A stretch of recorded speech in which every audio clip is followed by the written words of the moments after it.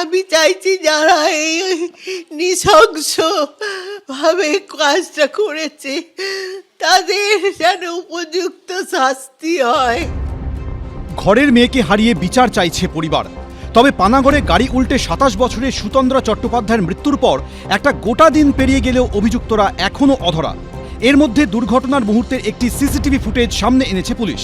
সেখানে দেখা যাচ্ছে প্রথমে সাদা গাড়িটি যাচ্ছে, কিছুক্ষণ পর পিছনে আসছে নীল রঙের গাড়িটি, যে গাড়িতে সুতন্দ্রা চট্টোপাধ্যায় ছিলেন। কিছুটা দূরে গিয়ে একটা মোড়ের কাছে সাদা গাড়িকে টপকে যায় নীল গাড়ি, এরপরই নীল রঙের গাড়িটি উল্টে যায়। তবে এখনও যে প্রশ্নটা থেকে যাচ্ছে তা হলো, এর আগে কি হয়েছিল? সোমবারই জানা গেছিল অভিযুক্তরা যে সাদা গাড়িতে ছিল তার মালিকের নাম বাবলু যাদব। পুলিশ সূত্রে দাবি, রবিবার রাতে সাদা গাড়ির স্টিয়ারিং ছিল বাবলু যাদবের হাতেই। বাবলু যাদব কোথায়, কি পেলে, তার স্ত্রী কি বললেন? আমরা চেষ্টা করছি ধরে নিতে পারবো।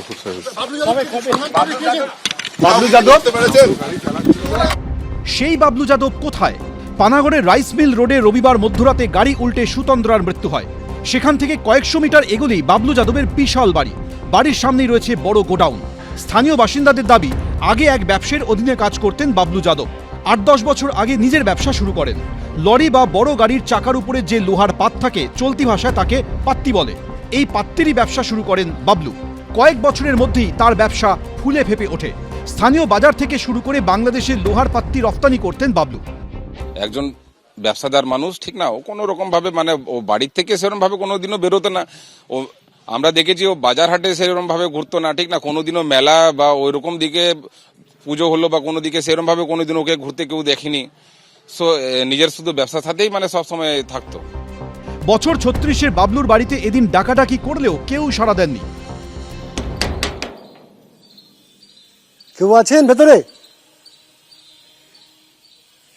আমরা পানাগড় রাইস মিল সংলগ্ন যে বাবলু যাদবের বাড়ি সেখানে এসেছিলাম এবং ভেতর থেকে দরজা খোলা রয়েছে, কিন্তু কেউ কোনো সাড়া শব্দ দিচ্ছে না।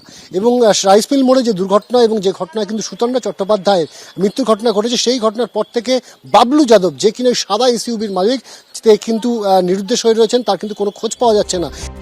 এর কিছুক্ষণ পরেই সেখানে পৌঁছন আসানসোল দুর্গাপুর পুলিশ কমিশনারেটের এসিপি। বাবলু যাদবের গোডাউনের এক কর্মীর দাবি, রবিবার সন্ধে বাড়ি থেকে বেরোনোর সময় গাড়ি চালাচ্ছিলেন বাবলুই। বাবলুর পাশাপাশি গাড়িতে ছিলেন ছোটু, রাজকুমার, চন্দন ও গোপী নামে 4 জন। बाबलू यादव घर से कब निकले थे उस दिन? 7 बजे शाम को 7 बजे निकले थे। कौन कौन थे उनके साथ? छोटू था, चंदन थे, राजकुमार थे, गोपी थे। गाड़ी कौन चला रहा था? गाड़ी वही चला रहे थे, बबलू यादव चला रहे थे। उस दिन रात में जो घटना घटे उसके बाद बबलू यादव घर में आए? नहीं आए, वही 11 बजे लगभग लौटे थे। हाँ, उसके बाद फिर भाग गए। जो 3 आदमी आए थे, मोटरसाइकिल यहाँ खड़ी की थे। অর্থাৎ সঙ্গীরা মোটরবাইক নিতে ফিরলেও ফেরেননি বাবলু।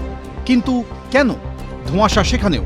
অনির্বাণ বিশ্বাস, মনোজ বন্দ্যোপাধ্যায় ও আবির দত্ত, এবিপি আনন্দ।